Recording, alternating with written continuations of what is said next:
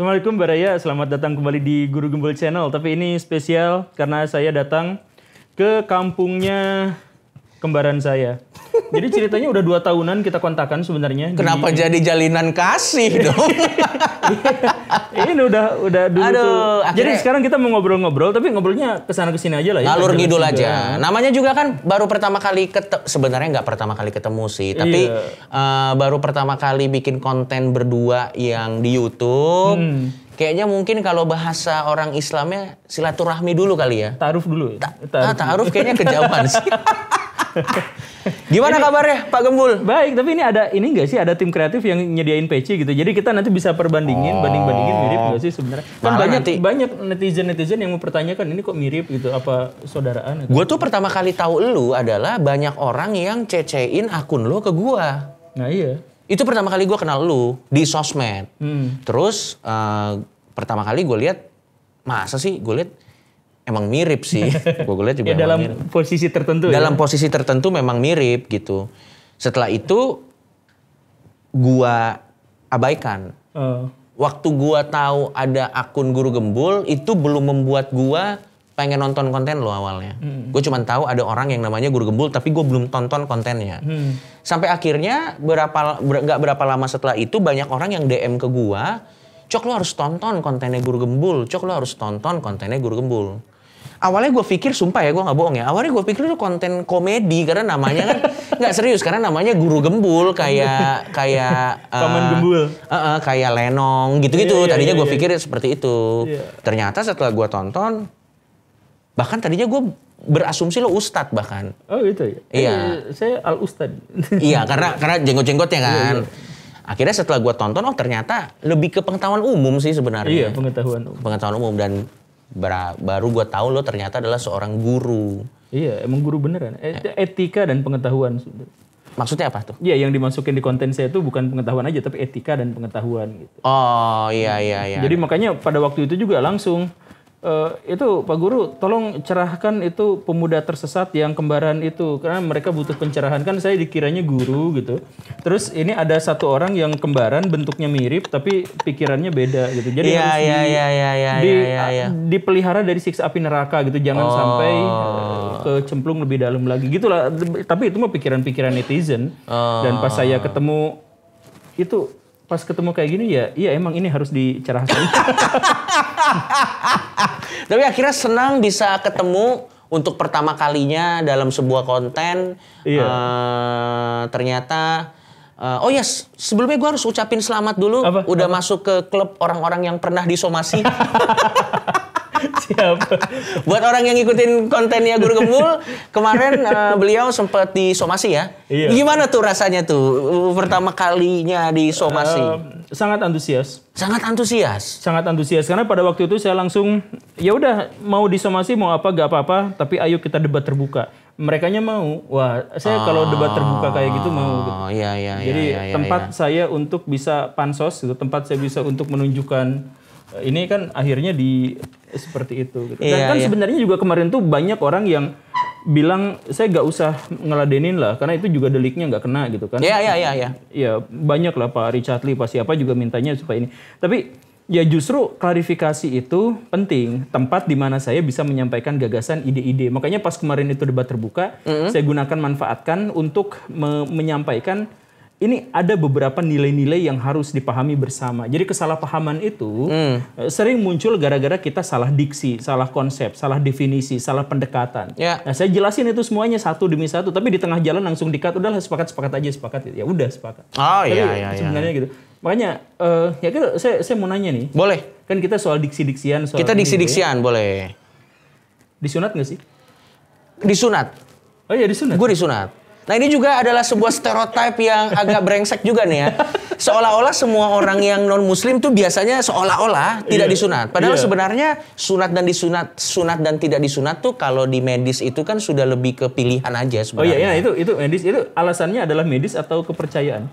Medis, karena kebetulan bokap tuh dokter. Oh. Iya, jadi bokap dokter, nyokap suster. Hah? Iya sumpah gak bohong, tapi saya pasien memang. Iya itulah makanya. Tapi memang pada saat itu karena memang bokap dokter, Dia memang dan pada saat itu gue disunat masih kelas 5 SD ya. Gue 5 atau 6 SD gitu gue lupa. Dia lebih nyaman apabila semua anak-anaknya, gue 3 bersaudara laki-laki. Gue lebih nyaman semuanya disunat gitu. Cuman bedanya adalah kita nggak ada perayaan-perayaan kayak biasanya kan kalau anak disunat kan ada kita dibawa-bawa gitu. Enggak, kita cuma ditanya lo mau apa. Waktu itu gue dikasih PS kalau gue nggak salah. Saya mau PS, udah PS dikasih gitu. Jadi ya tidak menarik cerita proses disunatnya apanya gitu. Tapi ya untuk menjawab itu gue disunat. Tapi ya untuk menjelaskan sunat aja ternyata memang ada banyak cerita di situ ya. Iya. Dan kenapa? Ya tapi urusannya berarti sepenuhnya adalah medis gara-gara orang tua juga adalah dokter dan suster tenaga kesehatan. Tenaga kesehatan. Nah, kalau ditato gimana ceritanya itu? Itu ada alasan medisnya nggak itu? Kalau ditato sih sebenarnya. Sejak kapan? Gua pertama kali ditato itu Ini sebenarnya tatonya nggak selama itu ya. Tato pertama gue di 2018-an lah. Lah, baru kemarin dong, 5 tahun? Ya, sekitar itu. Kenapa? Karena perlu proses yang cukup panjang untuk gue bisa yakin bahwa gue akan taruh sesuatu yang permanen di badan gue. Oh iya. Jadi itu perlu consideration yang cukup matang. Berarti mikirnya udah lama ya? Mikirnya udah lama. Dan pada saat itu, waktu pertama kali terjun ke dunia entertainment juga kan, merasa bahwa karirnya di entertainment tuh nggak akan panjang. Makanya nggak berani nato dulu karena buat jaga-jaga kalau ternyata nggak laku jadi paling PNS tidak bisa, ya? Atau jadi kasir Indomaret lah. Kan maksudnya kan ada beberapa pekerjaan kan yang kita nggak boleh ditato kan. Iya. Jadi saat itu saya berpikir kayaknya tunggu dulu deh, pastiin dulu nih yang di sini udah matang, baru kita tato. Nah di 2018 akhirnya cukup yakin bahwa kayaknya akan terus di dunia entertainment, akhirnya baru mulai tato dan yang lain-lain. Nekat banget sih. Gimana kalau besok kan sering-sering disomasi bisa aja langsung tenggelam gitu dalam 1-2 hari. Ya masalahnya saya udah ditangkap laku-laku aja. Oh iya udah ditangkap juga ya. Bukan soal somasi doang udah masuk. Jadi sebenarnya saya lebih senior. Oh iya. Enggak, tapi saya nggak akan mengikuti jejaknya. Ya jangan dong, jangan. Kalau misalnya bisa dihindari, lebih baik dihindari lah. Ya iyalah. Ngapain juga. Tapi lu guru asli kan? Asli guru. Gua kira gimmick, lu asli guru kan? Asli guru. Jadi ketika saya datang ke sini itu reputasi saya tuh habis beneran gitu ketemu sama. Ya ampun, udah mah orangnya ditato, ketawanya nggak jelas, udah ateis pula, udah menyebarkan jokes dan parodi yang aneh-aneh. Ya segala rupa. Ketemu sama saya mirip lagi mukanya terus mirip. Iya. Tapi sekarang gantian nih gue yang nanya. Lo kan guru kan biasanya identik dengan akademis. Iya. Kita asumsiin pendapat stereotip orang pada umumnya aja ya. Iya. Oke. Lo percaya hal-hal gaib nggak? Konteksnya adalah hantu. Kita mulai yang ringan-ringan aja untuk pertanyaan pertama kali ya. Untuk pertemuan pertama ya. Saya tahu pasti kalian berpikir kita langsung bahas yang berat-berat, yang debat-debat. Ada waktunya, tapi kalau ini kita masih santai. Kita masih ringan aja. Ini bahas setan hantu gitu. Hantu dulu gitu. Lo percaya hantu nggak? Kalau gua nggak. Saya nggak percaya. Saya tahu. Apa bedanya? Lo nggak percaya tapi lo tahu. Maksudnya iya, percaya itu adanya informasi dalam benak yang tidak terkonfirmasi sama indera. Oke. Jadi misalkan saya percaya Tuhan, saya kan nggak pernah lihat Tuhan, nggak pernah menjamah Tuhan. Tapi saya percaya. Jadi ada informasi dalam benak saya tanpa konfirmasi. Sedangkan tahu itu ada informasi dalam benak gara-gara saya pernah secara indrawi merasakan atau melihat atau mengindra lah. Nah itu kehidupan saya tuh sebenarnya, saya juga pernah cerita di podcastnya ini RJL 5 tuh. Saya pernah. Oh lo pernah ke RJL 5? Pernah. Cerita horor? Horor-hororan kan kalau di sana emang spesialis horor-hororan. Oh wow. Iya, wow banget kan? Iya. Gua kalau diundang ke podcast horor sih nggak ada yang lebih horor selain ditangkap polisi ya. Ya itu pas di videonya gemeteran banget. Itu literally itu mau ada 1000 kuntilanak juga kayaknya nggak bisa ngalahin satu orang aparat yang menangkap orang yang salah. Itu nggak bisa, ya karena memang pada saat itu posisinya kan berani karena benar, takut karena salah. Saat itu lagi salah ya, jadi wajar takut gitu. Iya. Ya, lanjut lagi Kang. Ya itu hidup saya tuh dipenuhi oleh cerita-cerita yang saya melihat dan mendengar dan orang lain yang ada di sekitar saya juga melihat dan mendengar sesuatu yang tidak bisa dijelaskan secara rasional sampai sejauh ini gitu.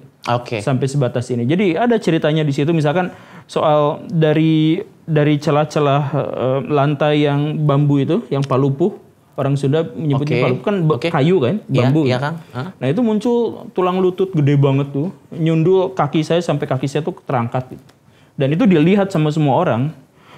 Itu saya juga ngelihat rasanya dingin dan kaki saya tuh sampai terangkat, jadi saya benar-benar merasakan itu.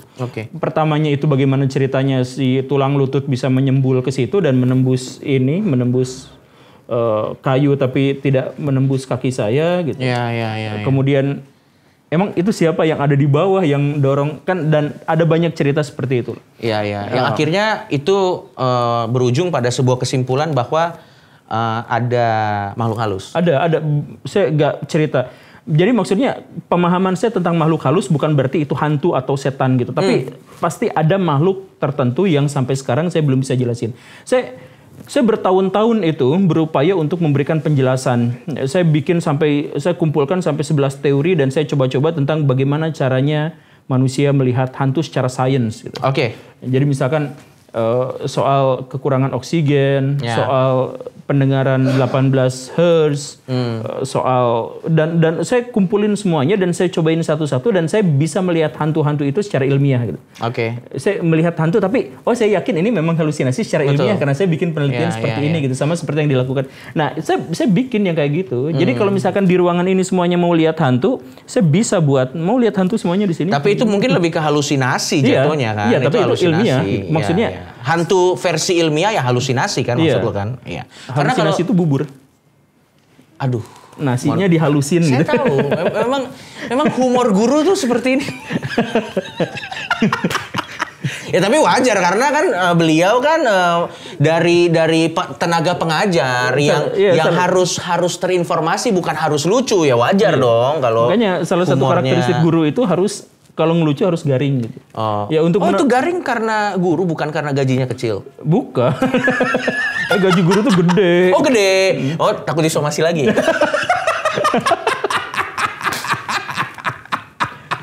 Makanya peminjam pinjol terbesar se-Indonesia itu guru. 60%. 60% yang terjebak pada pinjol tuh ya guru. Ini bisa dipertanggungjawabkan nggak statistiknya?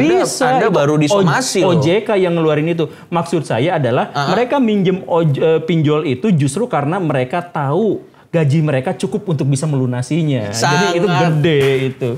Penyelamatan yang sangat luar biasa. Kayaknya kita bisa akrab deh ke depannya. Karena pola pikir kita bisa agak ke jurang terus keluar lagi. Terus agak keluar lagi. Gue suka. Mungkin aja kita mau akrab. Tapi saya ada beberapa batasan. Nanti misalnya contoh. Kalau kita akrab, apa saya diajak main MMA gitu? Kebetulan Anda bukan tipe saya juga sih. Ya sudahlah. Tapi kalau berbicara mengenai hantu tadi sih, kalau gua sih buat gua nggak percaya karena buat gua nggak ngalamin, nggak lihat. Itu dia. Sejauh ini, apalagi dengan track record gue di masa lalu, di mana gue ya semua orang juga udah tahu kan, gue punya track record pernah menggunakan substance terlarang, di mana memang orang tanpa substance terlarang aja dengan kondisi ideal tertentu bisa berhalusinasi melihat sosok-sosok. Yang mana biasanya kan sosok-sosok itu juga dipengaruhi oleh kita secara culture dibesarkannya di masyarakat yang seperti apa gitu. Kalau kita dibesarkannya dengan pemahaman bahwa hantu adalah mumi, ya saat kita berhalusinasi mungkin kita akan melihatnya mumi gitu. Makanya setiap hantu itu beda-beda setiap kebudayaan kan. Betul. Tapi saya ngomong-ngomong, saya merasa dikelilingi hantu, setan gitu dikelilingi. Oh iya. Ini di sini nih. Enggak, saya nggak nuduh orang ini. Iya, nggak apa-apa, santai aja. Iya, cuman saya ini indera Spider-Man-nya tuh kuat gitu, naik gitu. Indera Spider-Man-nya kuat ya. Ada Thanos di belakang kayaknya mau keluar gitu. Karena kalau gua percayanya kan kita tuh dari dulu memang manusia tuh punya ketakutan sama gelap. Kita punya ketakutan sama gelap dan entah gimana ceritanya itu tertanam di DNA kita sebagai manusia. Sehingga kita secara naluriah pasti takut dengan hal-hal yang gelap gitu. Itu memang pertahanan naluriah yang diberikan tubuh kita supaya kita itu bisa survive. Karena dulu kan belum ada listrik, belum ada apa. Nah akhirnya itulah yang akhirnya membuat kita punya ketakutan dengan gelap. Bahkan cerita-cerita mitos mengenai biasanya ada apa ya istilahnya gombel ya yang suka nyulik anak-anak. Itu kan sebenarnya kan ya terlepas dari itu benar atau enggak ya. Ini saya mencoba diplomatis nih karena siapa tahu saya disomasi Komunitas WW Gombel saya tidak tahu nih. Oh iya. Karena suka banyak loh ada komunitas-komunitas yang kita nggak tahu ternyata ada. Nanti saya bilang WW Gombel. Tiba-tiba muncul komunitas itu ada ya. Nanti saya bilang WW Gombel nggak ada, saya disomasi sama komunitas WW Gombel. Oh iya. Jadi akhirnya muncullah mitos-mitos seperti itu yang sebenarnya pada masanya itu berguna gitu. Iya, sepakat. Jadi kebanyakan hantu-hantu yang ada dalam masyarakat kita atau masyarakat luar itu sesuai dengan kebutuhan masyarakat pada waktu itu. Iya. Kebutuhan budaya, kebutuhan untuk mempertahankan diri. Betul. Jadi ketika tadi itu kita takut gelap karena pada waktu itu kita kesulitan untuk bisa mempertahankan diri terhadap predator dan sebagainya. Jadi kita butuh kewaspadaan ekstra ketika kita ada di sana dan karena itu maka rasa takut itu muncul. Kan kalau lagi takut kita refleksnya juga kuat kan? Betul. Ada yang langsung gitu kan? Betul. Itu makanya gue percaya ya, Kang, manusia yang tidak memiliki rasa takut tuh sebenarnya mengingkari fungsinya sebagai manusia, karena sebenarnya rasa takut itu alarm kita loh. Itu udah psikopat, udah patologis. Berarti ada sesuatu yang salah kan kalau dia nggak punya. Otaknya pasti bermasalah. Iya, jadi takut di taraf tertentu harusnya wajar ya. Iya. Takut di taraf tertentu harusnya wajar gitu. Dan kenapa gua sangat tidak percaya dengan keberadaan hantu ya? Karena mungkin sampai saat ini belum ada kejadian yang memang terjadi sama gua gitu. Tapi apakah nanti ke depannya orang Tuhan aja nggak percaya paling hantu. Tapi jangan salah loh, Kang. Gua tuh menikmati film-film horor loh. Oh iya? Sebagai hiburan. Menikmati apa menikmati hidup? Kan kalau horor hantu menikmati dong. Oh, iya, dia harus sudah mati dong. Iya bener. Kok lama-lama saya nyambung sama jokes Anda gimana ini? Berarti ada penurunan drastis. Ada penurunan drastis. Ya. Kenapa Anda yang mempengaruhi saya ini di sini? Emily kayaknya bakal mencat ini. Udah selera humornya udah turun. Udah selera ala guru gitu. Aduh, selera guru. Tapi gue menikmati cerita-cerita hantu atau konten-konten hantu. Karena kayak yang pemburu hantu yang kayak gitu seneng atau uji nyali gitu. Uji nyali bahkan kan gue punya programnya sendiri gitu. Oh. Iya, kita ada namanya Fix Realm buat teman-teman yang mungkin ngikutin konten gue, kita ada. Gue lebih entah kenapa kalau hantu tuh biasanya kan kalau hantu tuh cerita horor tuh identik dengan sejarah. Terlepas dari sejarahnya ditambah-tambahin atau enggak ya. Ya, gue menikmati sejarahnya kayak misalnya di satu rumah ini dulu bekas ada pembantaian. Semua mitos yang lahir itu kan pasti ada sedikit banyak dimulai dari tragedi yang sejarah gitu. Dan itu semuanya selalu tragedi. Nggak pernah ada hantu di tempat yang bahagia.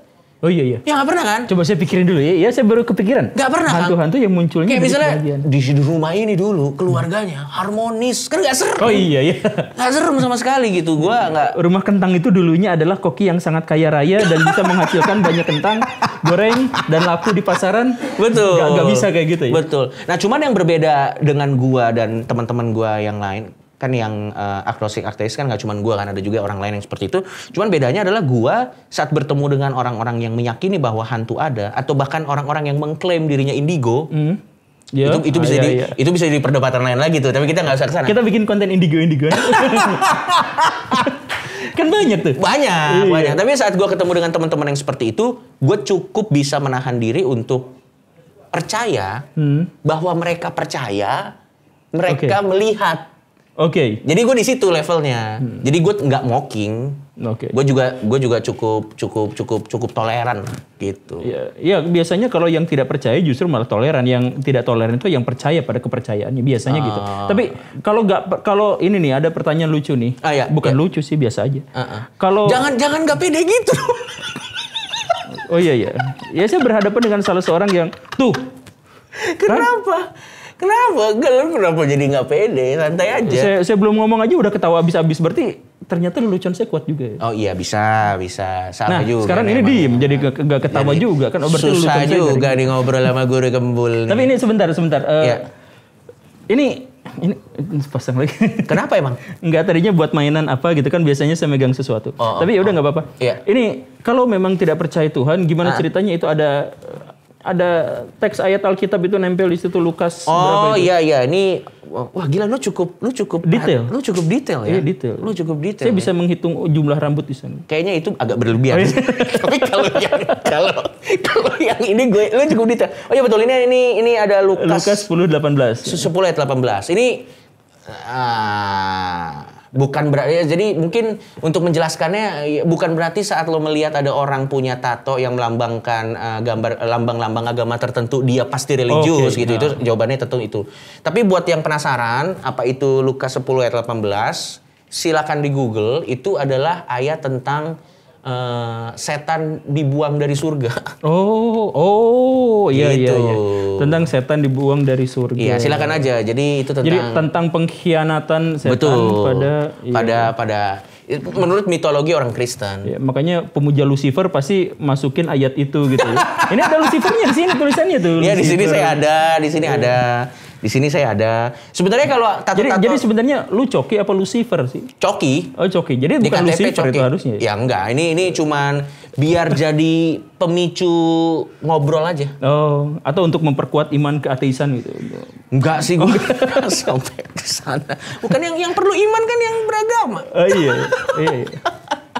Wah seru banget sih sebenarnya karena gue banyak banget sih yang pengen gue tanyain sama lu, cuman permasalahannya gini, kayaknya untuk pertemuan pertama tuh ngobrol-ngobrol kita tuh kayaknya nggak harus yang terlalu dalam. Nah, lu nyebut penonton lu apa? Baraya. Iya. Nah mungkin Baraya kan kita kan pasti nextnya ke depan ketemu lagi nih. Iya gitu. Iyalah, lu kan masih di Indonesia. Mungkin Baraya punya ide-ide kali. Oh iya. Kira-kira kita bahas apa? Nah, menarik nggak tuh? Ini saya diajakin sama Coki untuk bikin konten-konten berikutnya dan sebenarnya kita berdua tuh bingung. Pertama kita harus menyatukan dulu ya. Chemistry-nya satu dulu. Biar tadi nggak kayak apa yang mati tadi humor-humor. Iya, yang garing gitu ya.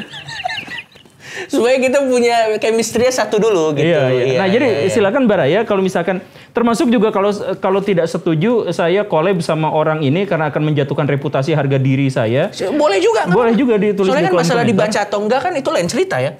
Oh iya benar, dibaca atau enggaknya itu lain cerita. Yang penting kalau mau komen kan ya nggak apa-apa. Iya, untuk engagement. Iya, jadi kan. termasuk juga kasih saran untuk kita ngobrol. Tapi walaupun kita penuh lelucon, saya tuh tetap pengen ada edukasi di situ. Gitu. Memang gurunya nggak pernah hilang. Nggak bisa. Jadi termasuk juga yang tadi itu, saya tuh pengen bahas yang kenapa harus bahas tato yang tadi itu? Karena bagaimanapun masyarakat kita itu menganggap bahwa tato itu adalah bentuk pemberontakan, pemberontakan pada masyarakat. Nah, jadi ketika ada orang-orang yang bertato kemudian dengan PD-nya nampilin tatonya kemana-mana, dia juga kan sebenarnya punya cita rasa khas yang ingin disampaikan kepada orang dengan simbol-simbol tatonya itu kan. Betul. Misalkan untuk menyamarkan panunya, gitu. Bisa jadi, gitu. Atau mungkin untuk beberapa orang tato itu dipakai untuk misalnya dia punya bekas luka untuk ditutup gitu ya, untuk alasan apapun gitu. Atau untuk mengintimidasi orang lain. Ya, memang betul. Atau mungkin sebatas untuk ekspresi dari seni itu sendiri yang ditaruh kanvasnya di badannya sendiri gitu. Nah, makanya saya tuh termasuk juga pengen bahas tato itu, penampilan dan sebagainya. Jadi biarlah orang misalkan menghakimi Coki dalam satu hal gitu. Tapi kita tahu, kita ngerti kenapa orang ini melakukan ini gitu. Jadi ada edukasi buat kitanya gitu. Lo tau nggak sebenarnya hal yang bikin gue tuh suka ngobrol sama lo? Oh iya? Gue menikmati ngobrol sama lo. Jangan terlalu GR dulu. Saya hanya menikmati ngobrol. Oh gitu. Tidak lebih dari itu. Tidak lebih dari itu. Karena Anda terlalu cabi. Oh nggak suka sama yang cabi-cabi, sukanya sama yang six pack ya? Ya lumayan kalau gitu. Tapi kenapa gue suka ngobrol sama lu tuh karena gini. Lu itu tidak perlu menjaga, lu tidak punya tanggung jawab untuk menjaga sesuatu, kecuali keilmuan itu sendiri. Sehingga lu tidak gini. Gua kan adalah orang dengan reputasi tertentu, Kang. Iya kan?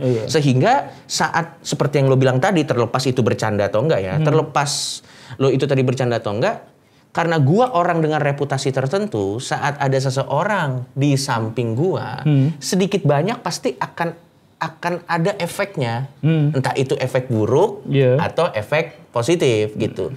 Sehingga buat beberapa orang hitungannya nggak cuan tuh. Kalau bikin konten sama gua, karena kalau nanti sama gua, reputasi gua bisa menutupi pesan yang mau mereka bawakan, ngerti nggak maksud gua? Padahal menurut gua harusnya kalau emang pesannya sebagus itu ya biarlah pesannya menjelaskan dirinya sendiri. Iya betul. Pesan itu nggak butuh figur. Itu dia harusnya kan seperti itu. Ya lagi-lagi kan pandangan gue kan agak beda gitu. Nah makanya gue seneng sama lo karena lo tuh ya membiarkan pesan lo menjelaskan dirinya sendiri. Jadi thank you lo, gue diundang di konten lo. Aduh. Tapi yang bagian dia bilang suka ke saya tolong di-cut takut kelihatan istri saya. Oh gitu? Padahal gue lagi video call sama istri. Yang garing ditambahin garing gitu ya. Jadi iya. garing itu. Nah kalau tadi masalah tato lagi, kalau menurut gue tadi masalah tato lagi sih ya buat gue ya aksi reaksi lah. Gue juga paham bahwa ada stigma tertentu terhadap orang yang bertato. Jadi gue sebagai orang yang bertato juga sudah siap dengan segala resikonya apabila ada orang-orang yang memang kadang bukan karena jahat ya, karena mereka dibesarkan dalam lingkungan seperti itu aja. Tapi pernah nyesel gak sih, tato ini jelek ya pengen ganti gitu? Oh, untungnya sih dari 25 tato yang gue punya saat ini sih gue belum ada yang nyesel sama sekali ya. Oh, berarti itu udah pertimbangan dalam dan ada arti-artinya gitu ya? Ada arti-artinya juga. Pertimbangan dalam sih juga enggak, karena gue buat tato untuk diri gue sendiri sih Kang. Jadi akhirnya interpretasi orang jadi nggak terlalu penting juga buat gue gitu. Itu kalau kaos dibuka masih ada juga tato? Belum. Oh belum? Tapi rencananya mau di punggung sama di kaki. Oh. Iya rencananya. Jadi kita lihat kakinya baik-baik karena sebentar lagi akan berubah ya. Kalau lo ada rencana pengen ditato? Enggak lah. Itu ini nomor induk guru. Enggak, saya PTK aja saya nggak punya. Saya guru ilegal. Saya guru yang tidak berkompeten sebenarnya karena tidak memiliki sertifikat, tidak memiliki apapun yang berhubungan dengan guru. Oh. Iya. Jadi kalau ada sertifikasi, ada apa segala rupa, ya saya lari dari sekolah itu karena saya pengen nggak terikat gitu. Jadi kalau misalkan mau mengkritik kan bisa enak tuh kalau mengkritik, kalau nggak. Sebenarnya Anda rebel juga loh sebenarnya. Iya rebel. Anda rebel versi tertentu. Cuman mungkin bedanya gue yang agak lebih ke sini, lo yang agak lebih ke sini. Iya gitu. Saya tuh tadi juga kan ngobrol sama Kemendiknas itu, Kementerian Pendidikan. Ya saya juga dikatain kayak gitu kan, dikatain iya pemberontak tapi merdeka itu. Jadi saya tuh melanggar peraturan-peraturan dari kurikulum yang sebelumnya, tapi sesuai dengan kurikulum merdeka aja. Jadi saya diapresiasi. Kira-kira kalau kita bikin ngobrol-ngobrol berdua gini namanya apa ya? Apa Kembar ya? Tapi tak sama. Apa ya? Masa ya? Kembar tapi tak sama? Iya kita juga nggak sebegitu mirip juga sih. Iya biasa aja. Dua jelek gitu. Dua jelek. Jangan terlalu jujur. Apa ya namanya? Tapi silakan tulis di kolom komentar Baraya. Apa namanya? Kanan kiri. Hah? Karena pandangan lo kanan, gue kiri gitu maksudnya. Saya di sebelah kiri sekarang. Ya ampun susah amat ngejok sama orang ini semua. Ya, kalau jokes itu nggak usah terlalu dirasionalisasi. Oh gitu ya. Iya. Oke. Ya tapi langsung aja komen kali ya. Iya tulis aja. Dan ini pertemuan pertama kita untuk yang kayak gini. Kita nggak tahu mau bakal ketemuannya kayak gimana. Tapi yang penting yang rencana kita sih kita bakal ketemuan lagi beberapa kali gitu. Kali iya. Dan kalau misalnya teman-teman punya ide untuk kira-kira kita membahas apa. Dari mulai yang pinggir jurang ya nggak apa-apa ya. Saya udah masuk jurang loh. Oh, tapi udah ke lapas belum? Pokoknya apapun idenya ya. Nanti kita saring lah ya. Iya kalau udah lapas kalah lah saya. Iya taruh di sini. Janganlah nggak enak juga. Iya makanya enggak mau. Kenapa saya jadi Sunda ngomong sama lu? Oh iya. Langsung aja komen aja di sini kontennya apa dan thank you udah bikin konten sama gua. Ya ini sebenarnya podcast ngomong-ngomong biasa aja. Iya, basa-basi busuk lah. Basa-basi busuk. Oh iya, basa-basi busuk. Oh iya. Kayaknya gitu. Bikin ininya basa-basi busuk. Namanya basa-basi busuk kayak seru tuh. Oke, ya udah basa-basi busuk. Jadi orang nggak ada ekspektasi apa-apa tapi begitu nonton anjir kok bener juga. Nah, iya gitu ya. Terus dulu berarti. Sampai ketemu lagi di konten selanjutnya. Woi, saya yang nutup. Oh iya. Sorry. Terima kasih Pak Raya. Assalamualaikum warahmatullahi wabarakatuh. Yang nutup harus yang mayoritas ya. Iya.